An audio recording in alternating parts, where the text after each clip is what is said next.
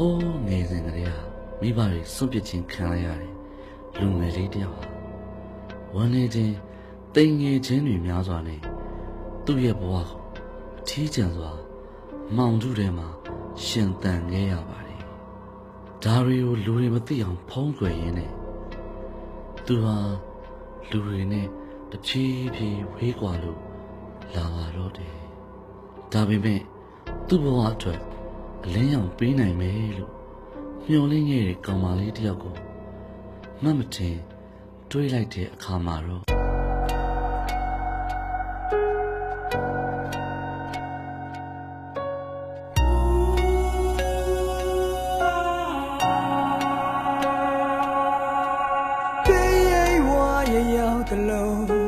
မင်းရဲ့မျက်နှာမြင်ရင်ငါအေးချမ်းနေမင်းစားကြောင့်တွေးမိတိုင်းတရေတပတ်စီသလိုစိတ်တွေကဖောင်းတော်လိုက်ဟောဒီတိုင်းပြီးတဲ့ပုံမတော့ရနဲ့မရှိရင်ခွဲငါတရားပဲတချေ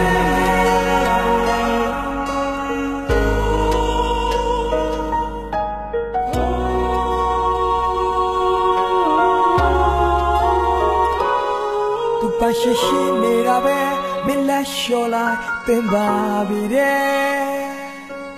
တငယ်ချင်းတွေကဆဲဒီချိန်စုံနေပဲလဲတော့သာထွက်နေတော့မယ်ငါဘာတတ်နိုင်မှလဲအတုံးမကြတဲ့ဒီကံကြမ္မာကြီးတဲ့လူလာဖြစ်ဒီကလဲနင်းကိုတစ်ဖက်တန်းချစ်ဖို့ပဲအလဆိုးရနေတဲ့ပြင်ဘုရားကျော်ကတရားချတော့ချစ်ဖို့လမ်းမမြင်နေကမဲ့တီရဝင်စားထားကလားငါကတတ်တယ်လို့ဘွာသူကိုတိတ်ချစ်တဲ့ပေါ်နေငါကတငယ်ချင်းလို့လေးတော့ရောမဝင်ကိုတော့ဝင်တော့မဆိုးလို့တဲ့လားဒီစကားများထားလို့ရှာဒီရဲ့ဝါရောက်တဲ့လုံးမင်းရဲ့မျက်နှာမြင်ရင်ငါအေးချမ်းတယ်မင်းစားကြောင့်တွေးနေတော့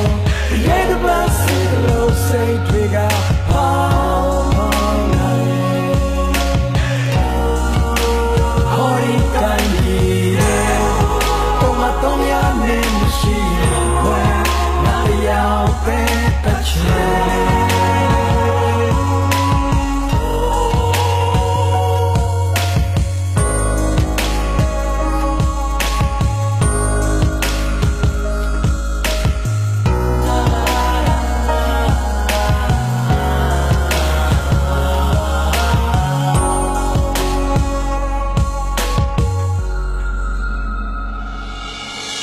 တော့ရနဲ့ဥပဒေရဲ့အောက်ကမှသူပြည်သားဖြစ်နေလို့မဟုတ်ရင်ဘဲကိုတပ်ပြီးသားပဲဓာတ်သူတီမလားချစ်ရဲ့ဘာမလိုက်ပဲငါတို့ညစလုံးမှာတာတူညီမြခွင့်ရင်နေပေးပါတော့လောကလုံးငါချာကူလီပေါ်ဖြစ်နေအဲ့လိုတစ်ဖက်တက်ချစ်နေဆိုရောက်သွားသလား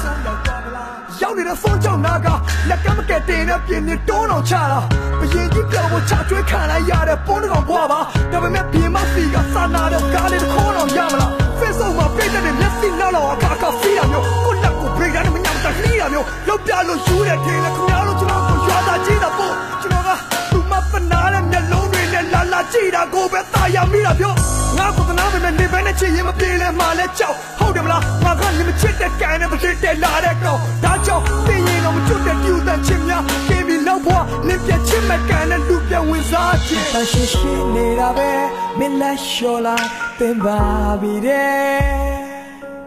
တငယ်ချင်းတွေကဆဲ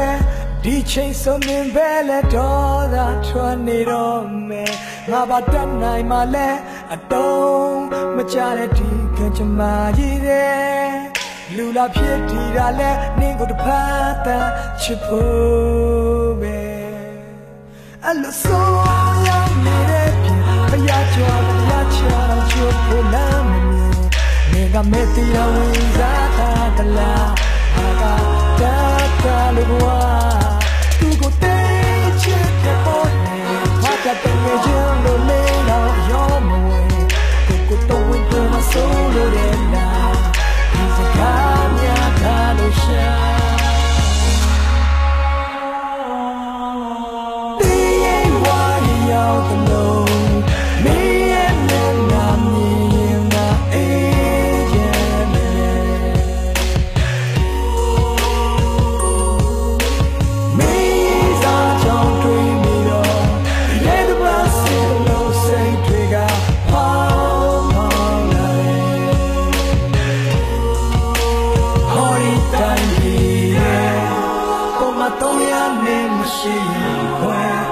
တရားပဲတစ်ချက်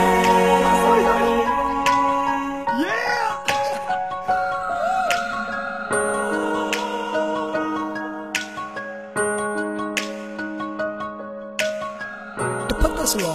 ကျွန်တော်တို့တစ်ဖက်ကိုတက်ချင်ရပါပဲသူပေးတဲ့ကလေးကကျွန်တော်နဲ့ဒီဘဝမစုံနိုင်တော့တာတေချာသွားပြီဆိုတော့နောက်ဘဝမှာတွားချူဆောင်နေမလို့လက်ပင်လေးကျိုးပေါ်တင်လိုက်တယ်